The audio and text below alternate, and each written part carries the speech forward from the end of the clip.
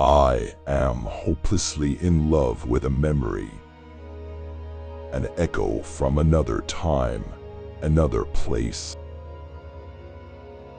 There is no power relation without the correlative constitution of a field of knowledge, nor any knowledge that does not presuppose and constitute at the same time power relations.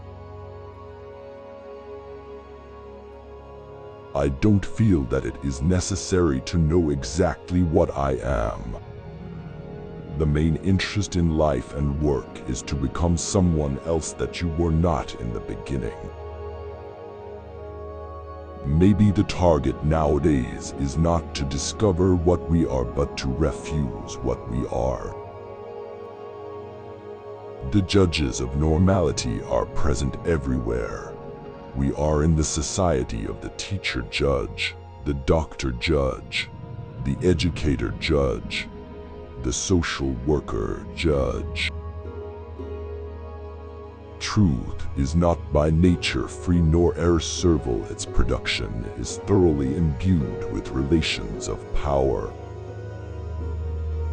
Power is not an institution and not a structure. Neither is it a certain strength we are endowed with. It is the name that one attributes to a complex strategical situation in a particular society.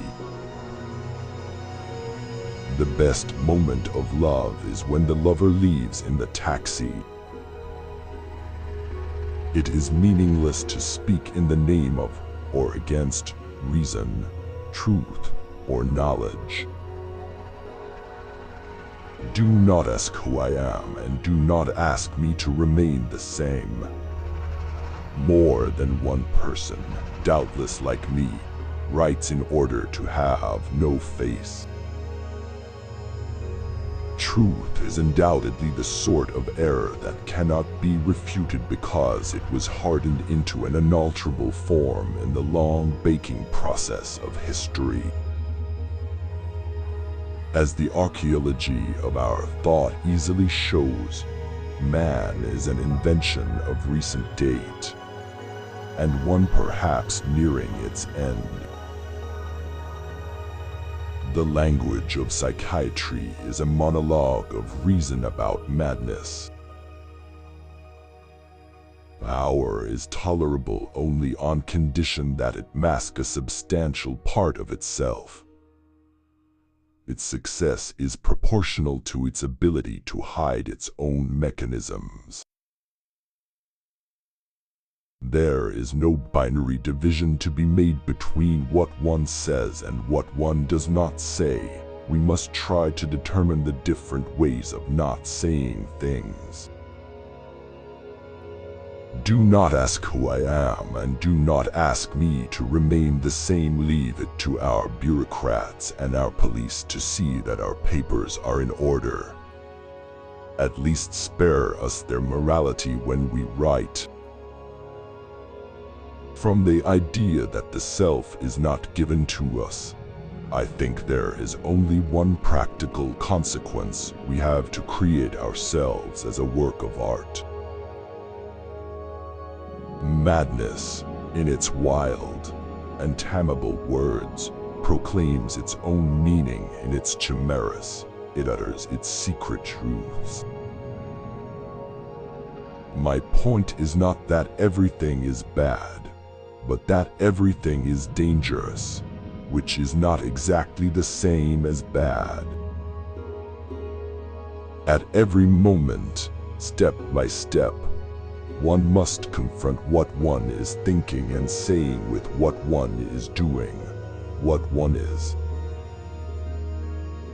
When man deploys the arbitrary nature of his madness, he confronts the dark necessity of the world. The animal that haunts his nightmares and his nights of privation is his own nature, which will lay bare hell's pitiless truth. You may have killed God beneath the weight of all that you have said, but don't imagine that, with all that you are saying, you will make a man that will live longer than he. One cannot attend to oneself, take care of oneself without a relationship to another person. I'm not making a problem out of a personal question. I make of a personal question an absence of a problem. One thing in any case is certain: man is neither the oldest nor the most constant problem that has been posed for human knowledge. I have not tried to write the history of that language, but rather the archaeology of that silence.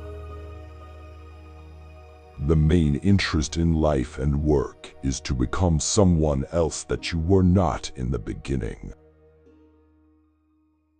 Modern man is not the man who goes off to discover himself, his secrets, and his hidden truth. He is a man who tries to invest himself.